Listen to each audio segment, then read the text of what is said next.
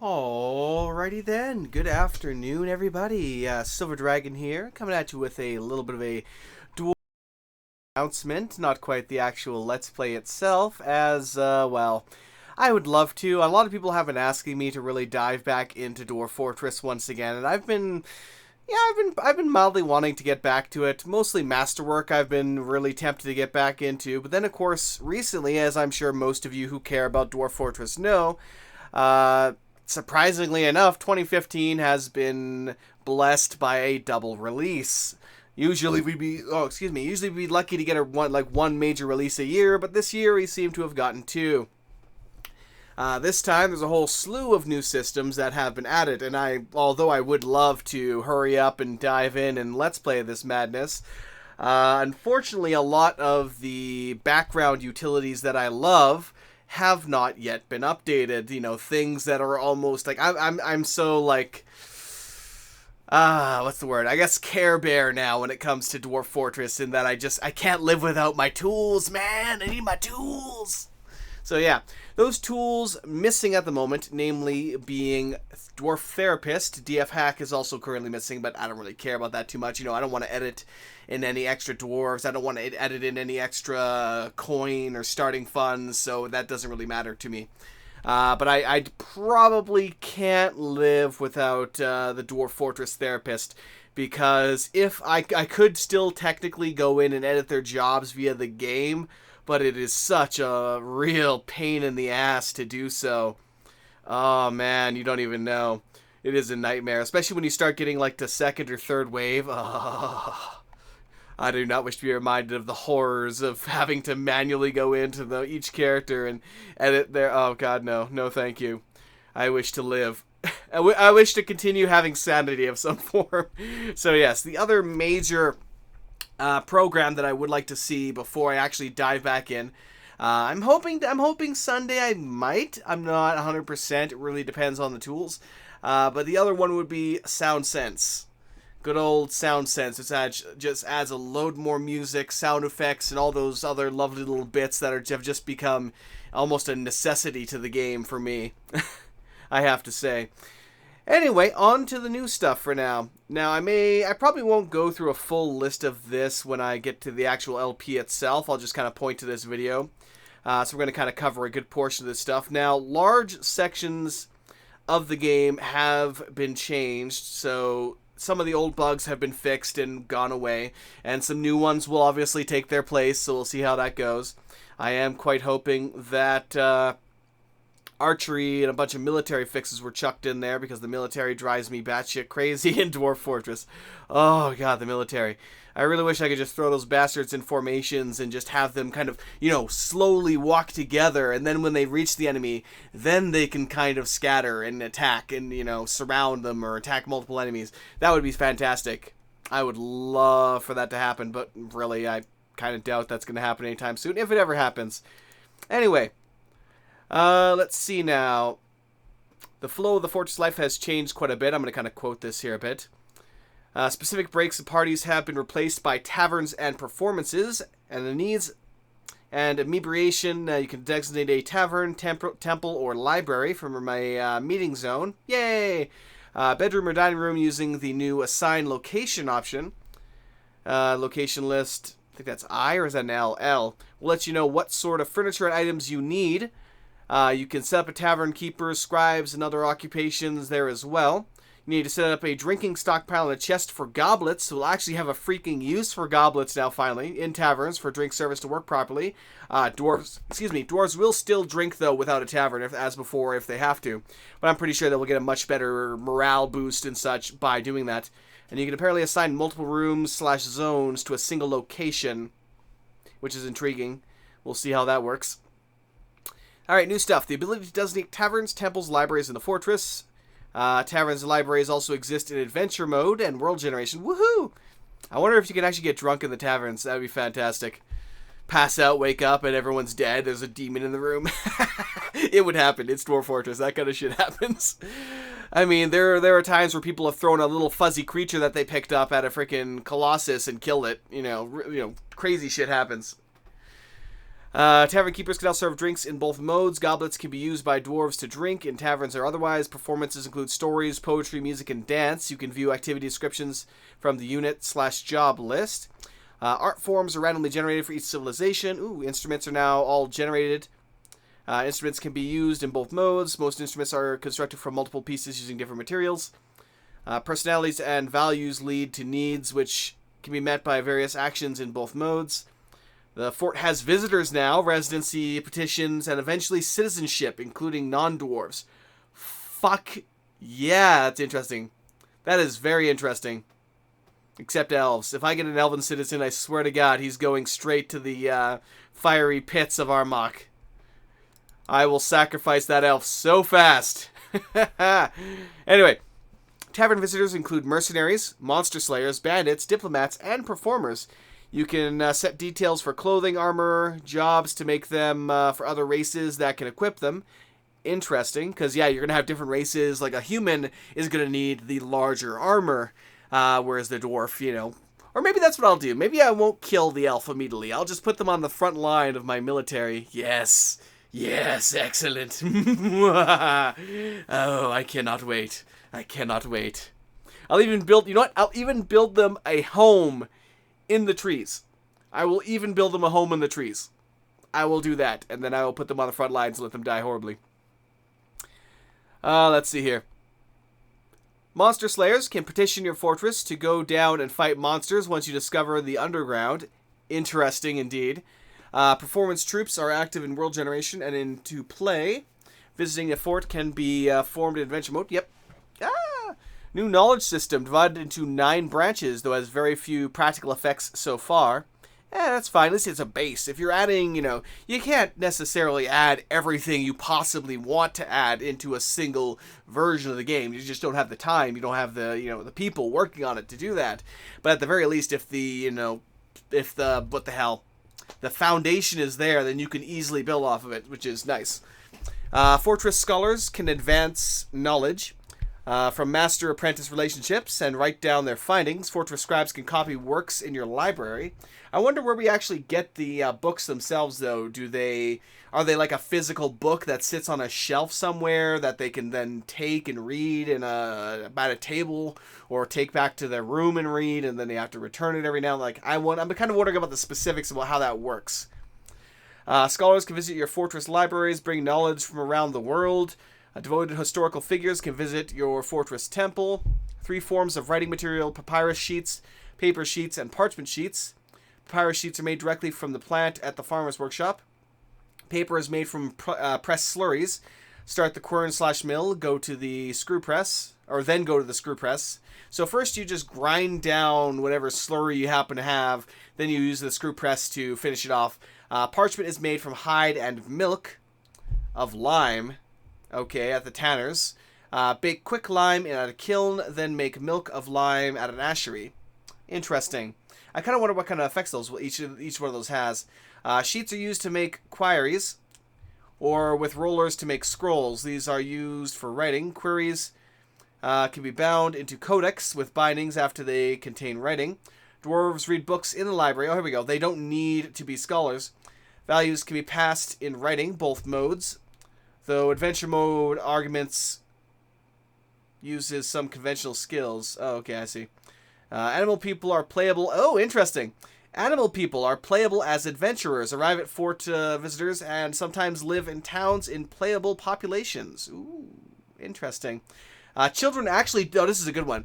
Children play with toys now, and they also play make-believe in both modes. That is fucking fantastic. One thing that has really, really bugged me in Dwarf Fortress for a long time now is that children, there's no way to train children other than throwing them in a pit with a dog and letting them kind of attack each other, and then you'll have a military child when he finally grows up.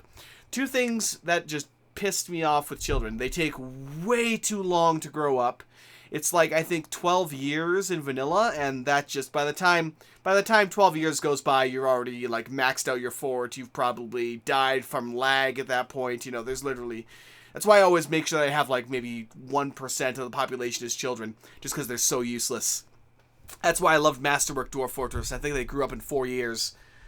It's a little accelerated, but come on, you almost have to with that. And there was no way to really train them. Like, if you wanted to, I want this child to be a blacksmith in 4, Matt, like a decent blacksmith in 4 years.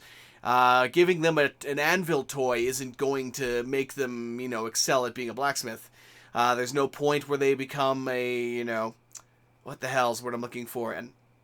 A teenager, basically, where they can apprentice to somebody to raise their skills before becoming an adult. So you eventually get these children to grow up, and then they have shit for skills. So then you have to train them then. So it's another several years of wasted time. So I've always despised having children. It's kind of like having, 50 cats. It's just like, why? Why? And they're all on one old dwarven woman. Why? All these cats. There's always one cat lady. Anytime you have a lot of cats, there is always a cat lady. Every time so far that I've ever had cats. Alright. Personality can be customized, randomized, adventure mode. Appearance can be randomized as well. Temples can be this is interesting. Temples can be defiled in both modes. Dwarf temples can be assigned to particular gods. Adventurers can rent rooms and inns. They can compose new poems, music, and dances. They can also write down materials on empty quires or scrolls. Alcohol now causes inebriation, erratic behavior, unconsciousness, death. Oh, why did you have to drink the entire keg, you fool? You damn fool. Festivals now occur in World Generation, though we haven't gotten them out of there yet. Okay, so you will hear about festivals in the World Generation if you look in the lores, I'm guessing, but they haven't set it up into such a way, like, say, mid-spring mid-fall there's a harvest festival and everyone has a great party or something at the fort. They haven't gotten that done yet, but at least they have festivals occurring in the World Generation itself. And dwarves will apparently wear trinkets again. Here we go. Major bug fixes. Fix some army pathing issues. Oh, thank God. By all means, any bug fixes or changes to the military that either makes them simpler or smarter, I am all for it. Because I have so many issues with the military. There's so much I would like to see done with them, but yeah. Goblins have mounts again. Oh, that's going to be interesting. There are times where a wall just is not enough. Even a wall with a moat might not be enough, because you could have goblins riding giant frogs, which could jump over your walls, or goblins riding giant bats, which again could get right at your archers almost immediately. So that gets really interesting really fast.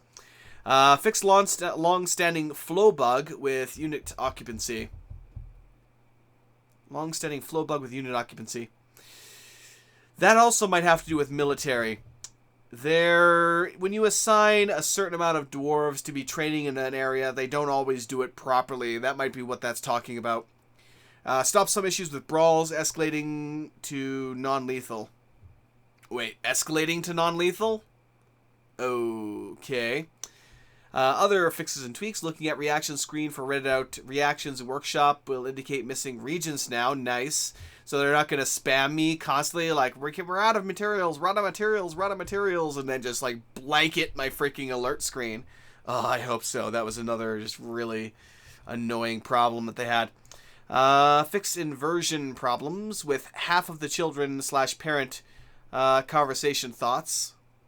Fix lots of historical figures that weren't around from the beginning, didn't have deities when they were supposed to. Allowed Site Finder to look for 1-by-1 sites. Nice. So they basically included the micro fortress into the vanilla game then. Sweet. That works. Human civilizations now have randomized values. Not really sure what they mean by that. And added here we go. Added the ability to set invasion wave capsize. Interesting. Now, personally, I would probably set that high. I mean, if I get assaulted by like 50 goblins, I'm sure I would regret it, but that would be fucking awesome. That would be awesome. I'm still waiting for the time, though, where we actually have like a living world where we can kind of look around and see like there's goblin camps nearby. Like we can send scouts out, see where these goblins are invading from. Maybe we could send a dwarven army to attack them and wipe them out. Maybe we could even free our children that get caught by the goblins. That would be fantastic. If we could eventually, free them and bring them home, and then, At that point, we'll need it. At that point, we would need a literal dwarf therapist, actually. It's okay, children. It's okay. You're back now. We'll never let them get you again. Don't you worry. But I want to go back. No, you don't. No, just take this alcohol. Okay, I will stay now. That would be fantastic. That would be fantastic. That's like one of the last things. Like, the last major update was heavily focused on adventure mode. They added in like wandering bands of enemies, like armies. Basically, they could take over towns, wipe them out, and do all kinds of stuff. Like wars could break out. Like they added a lot, really. And I was kind of like, oh, I would love all of that to be completely at work in dwarf mode as well, or in fortress mode. It would also be good if we had like, we are a new town. We are like a new dwarven civilization, as it were. We just kind of popped up somewhere. But we are not the capital. So we have, even as a new town, we have a liege, as it were. So, honestly, I would like to see more happen with that. Like, eventually we can become the dwarven capital, but they should make it more difficult. They should make it a much more difficult thing to obtain, have a lot of stuff that has to happen. Maybe we could get requests from the Dwarven King, as it were. And they could be asking for mercenary. They're having a war with the elves, and they need us to send them 5 dwarven warriors or something and 5 archers. Or they ask us for taxes every now and then. Like, they'll send their trader in and say, we owe 5,000 units worth of taxes. Or when we get a bigger village, maybe we need 50,000 units worth of taxes. We have to trade them 50,000 value worth of items to pay the taxes, and then we can trade properly. That would be interesting. That would be a really good mechanic to kind of add into that. And then eventually we get, to be the capital, and then we can kind of make war ourselves and do all these crazy shit. That would be fantastic. I would love to see that happen. And it's Dwarf Fortress. Eventually something like that could happen. Although there is the big issue with Dwarf Fortress that a lot of people have mentioned before, the major issue of it only running on one core. Like, you can only take advantage of that. Some people have said before that it is possible to program it so that it would use multiple cores. I believe Toady himself said that it would take too much work, that it'd take rewriting like massive parts of the code. Others said it was just a simple thing. I really don't know who to believe when it comes to that. But, one second.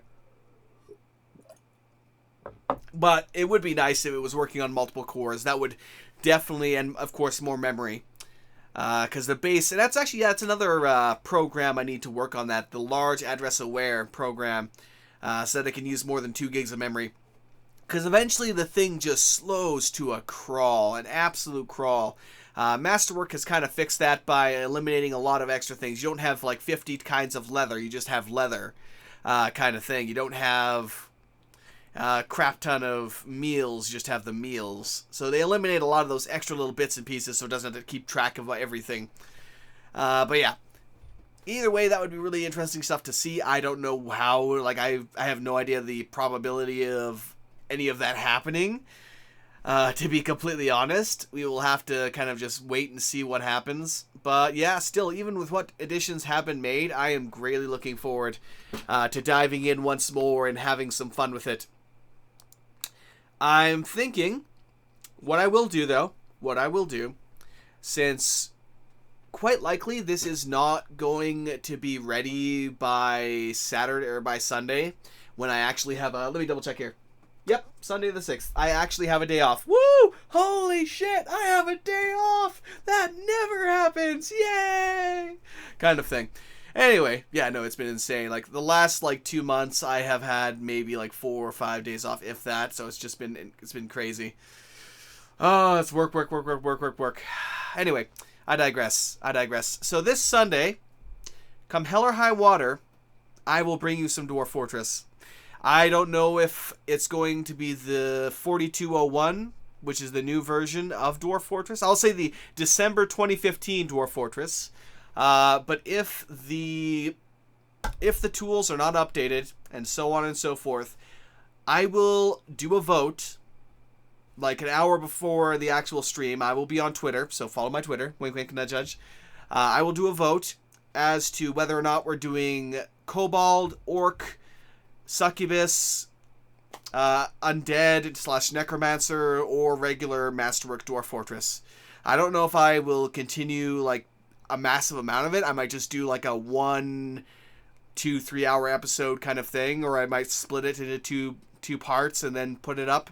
But anyway, that is what will happen. One way or the other, this Sunday, at long last, all of you lovely people will get your Dwarf Fortress from me.